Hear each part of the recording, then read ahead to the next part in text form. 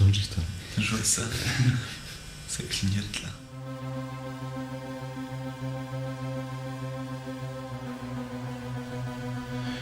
Quand j'y suis retourné, quand au débarcadère, j'ai quitté le bateau qui m'y a ramené, c'est de tout son sourire que j'étais habité, c'est en sa compagnie que je mis pied à terre. Sur cette île d'Ouessant qu'il avait sublimée, de sa voix chaude et lourde, j'ai fait mes premiers pas, fébrile, hésitant, hébété d'être là, bien des années après, et d'âpre destinée. Sur le port bas du Stif dont on pensa jadis qu'il ne serait jamais qu'une étape de plus, mon esprit vacilla dans un chaos diffus empli d'un daémon, ravi de ses délices. Je revenais enfin sur cette terre sacrée, garante d'une histoire, gardienne de la nôtre. On n'est jamais soi-même que quand on revoit l'autre, celui qui a tenu quand le fil vacillait. Dans un seul de mes pas, en Finisterae, ces 20 ans de nos vies qui s'ébrouent dans la lande, s'étonnent d'être là, conscientes de l'offrande, d'être dans le tableau de ce temps retrouvé.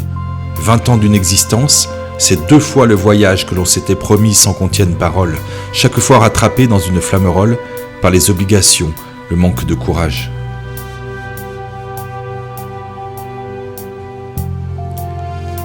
Ici, le Ouessantin sait que la vraie mesure du temps qui s'éternise provient de la marée, que seule la nature qui s'offre à l'étranger l'inscrit dans le décor et décide qui dure ou bien qui disparaît, victime de l'hubris, plus que de ce récif sur lequel il s'échoue.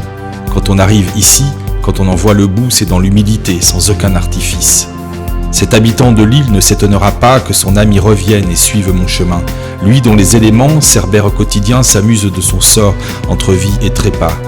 Dès lors, si aujourd'hui on lève le linceul, si triste vêtement pour une âme enjouée, lui n'y verra de loin que le juste drapé d'une voile annonçant les futurs étoiles d'une insigne moisson, d'un rendement rétif, les maigres lendemains d'un homme dont le monde se joue à quelques milles dispensés à la ronde, territoire restreint pour un léger esquif. Oui, pour le Ouessantin, qu'il vienne l'or d'ici ou bien de nulle part, même de l'au-delà, n'a aucune importance, puisque tous ici-bas, qu'ils soient vivants ou non, sont des êtres en sursis. À travers mon regard, c'est le sien qui se pose, sur l'île Sentinelle et le phare du Créac, qui perce dans la nuit et le brouillard opaque le ciel de sa lumière, subtile anamorphose. C'est lui qui le revit, ce retour essentiel, silhouette amincie par les années d'absence, lui dont la seule aura fit frissonner les sens et l'esprit de l'endroit, trésor immatériel. Ô toi, ô camarade, toi qui vécus si peu, mais qui vécus 1000 ans de cette intensité, ce recommencement, c'est ton éternité à la fois mécanique et essence du lieu.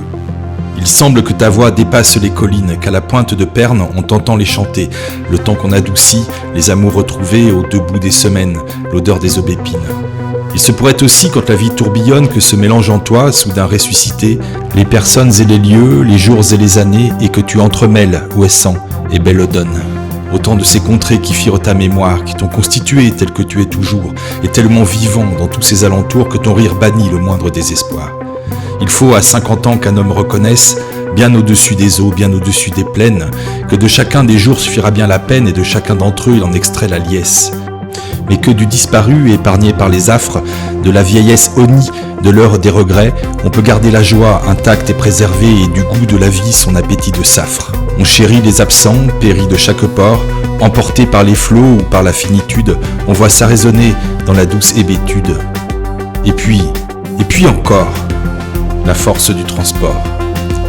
À l'abri de l'oubli, sur la côte sauvage, tu marches à mes côtés, captif et silencieux, t'imprégnant d'un moment unique et merveilleux, nos 2 êtres dissous en un seul paysage. Les mots sont inutiles, jamais aucune langue ne saura retranscrire le lien qui se recrée. Quand un esprit s'approche, il faut le respecter, sinon il se défile, en vous laissant exsangue. Et que nous dirions-nous qui en vaille l'enjeu ?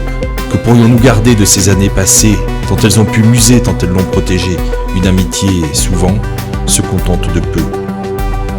Il est resté cet homme du poème d'avant, celui de la trentaine avide et flamboyante, qui va de ses échecs trouver la part manquante sur les terres éloignées de l'île de Ouessant. Moi, je suis désormais son reflet abîmé, marqué du poids des ans, mais heureux d'être en vie, d'avoir pu, de mon mieux, le faire revivre lui et le retrouver là, ainsi qu'on l'a quitté.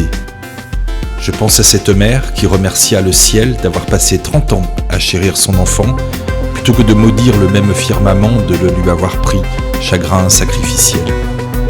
Je pense à cette sœur, à l'un de ses enfants, qui porte sur ses traits le souvenir de lui. Elle doit le revoir dans des instants fortuits, maudire le rappel autant que le tourment.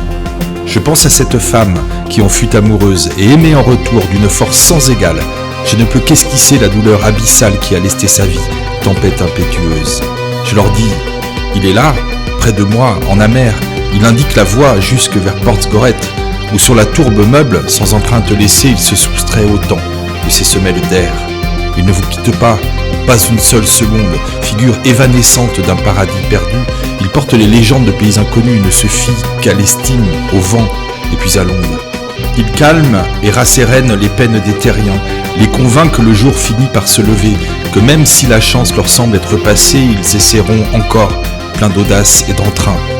Pareil au temple grec qu'il est rude d'atteindre, on ne le trouvera qu'en s'accordant le temps, de la confrontation avec les éléments, de l'échouage humain, de codes à enfreindre. Il faut vivre à l'encontre de l'idée linéaire qu'on se fait d'une vie pour qu'il vous accompagne, croire aux aspérités, déplacer des montagnes et chaque décennie gagner l'embarcadère. Le voyage s'achève, le 3e en 20 ans, d'une seule journée à retracer la route, qui nous a menés là, plein d'éthers et de doutes, jusque vers la lumière de mon île d'Ouessant. Je n'entends plus très bien la sombre cantilène que tu chantas jadis sur ces terres marines, mais j'ai tout retrouvé de ce qui m'enracine à la fraternité et aux années sereines. Il n'y a pas de fin aux âmes maritimes, mais quand je vois la vague au loin se reformer, une plage en mon cœur, infiniment intime, me ramène à Ouessant, où j'aime à me noyer.